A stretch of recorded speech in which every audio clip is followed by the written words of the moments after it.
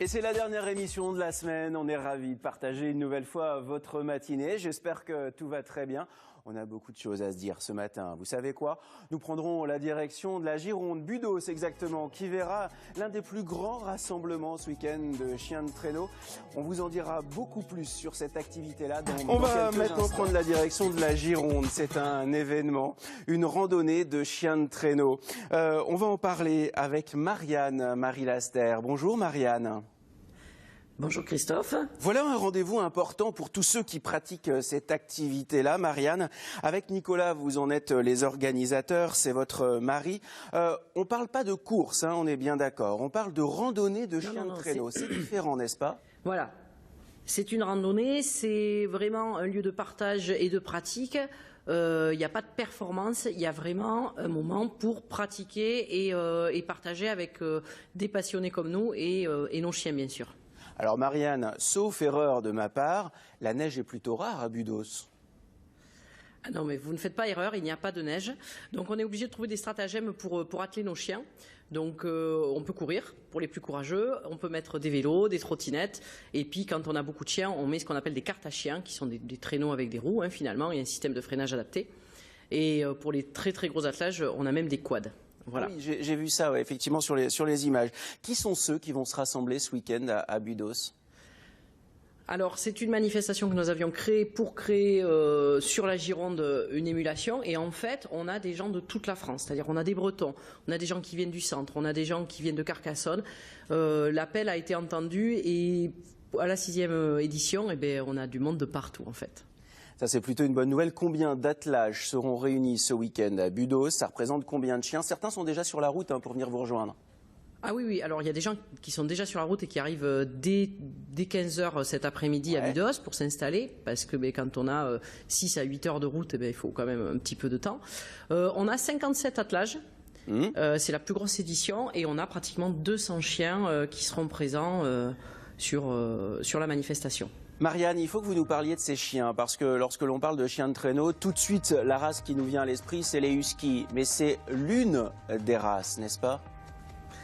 Voilà, alors en fait, les huskies sont effectivement les mieux représentés parce que c'est les plus faciles à rencontrer, parce que comme certains individus ont les yeux bleus, on craque évidemment. Mais il y a aussi les malamutes d'Alaska qui sont des gros gabarits, qui peuvent aller jusqu'à 50 kg. On a les samoyèdes qui sont tout blancs. On a aussi les Groenlandais qui sont des chiens exclusivement de travail, qui étaient ceux des expéditions polaires.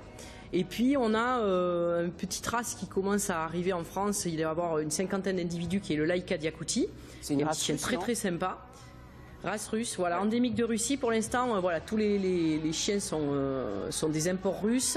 Il doit y avoir 5 ou 6 portées nés en France. Ah oui. Et voilà, ça c'est un petit chien à découvrir, petit chien nordique. Un petit chien costaud quand même. Alors, ouais, c'est le gabarit du husky, hein, c'est une vingtaine de kilos. Ouais, c'est ça. Mais faire du chien de traîneau avec des teckels ou des chihuahuas, avouez, ça marche moins bien. Hein. Il en faudrait beaucoup en fait, il en faudrait vraiment beaucoup. Voilà, et après on a ce qu'on appelle les Alaskans, qui ne sont pas une race, mais vraiment une sélection. On va dire que ce sont des croisés sélectionnés pour la course, taillés pour la vitesse. Voilà. Donc on a les 5 familles de chiens nordiques qui sont présentes ce week-end. Marianne, quand on voit les images, on comprend bien qu'il y a une relation très particulière avec l'animal. C'est un trio finalement, vous, le chien et la nature. Ah, complètement.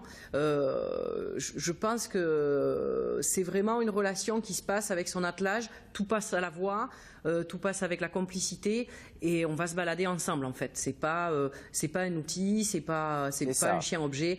C'est vraiment c'est vraiment de la complicité. On a réfléchi à mettre quel chien va où, et en gros on confie un petit peu son attelage à notre chien de tête et aux autres chiens, quoi. Marianne Marie-Laster, il y aura 2 parcours ce week-end, un parcours relativement simple et plutôt court, et un parcours un petit peu plus long de 17 km, un petit peu plus technique, c'est ça? Oui, en fait, on s'est aperçu que notre volonté de faire bouger les Girondins et donc de proposer quelque chose d'assez simple pour débuter était aussi suivie par des confirmés. Et donc, ils étaient demandeurs de quelque chose d'un petit peu plus sinon compliqué, mais un peu plus de kilomètres, un peu plus de technicité. Donc on a fait cette offre-là. Donc le premier, il est vraiment adapté à tout le monde. On peut commencer, il y a plein de gens qui commencent sur les pistes de Budos parce que c'est large, c'est tout droit, c'est facile. Et puis le deuxième, il est un petit peu pour les gens qui maîtrisent, déjà parce qu'il y a plus de kilomètres, hein, tout le monde ne peut pas faire 17 kilomètres pour une première sortie. Et puis voilà, il y a un petit peu des chicanes, il y a un petit peu des petites choses. Bon voilà. Marianne, vous m'avez parlé du syndrome du chips. C'est quoi le syndrome du chips? Alors quand vous ouvrez une poche de chips, en fait, vous prenez jamais un pétale, c'est pas vrai. On est tous gourmands. Et en fait, quand on tombe dans le chien nordique, ben, c'est pareil. On commence par un chien qu'on découvre, qu'on admire, que des fois on crie dessus parce que c'est particulier quand même comme chien. Les chiens nordiques majoritairement sont fugueurs et tueurs de poules, donc c'est quand même pas rien.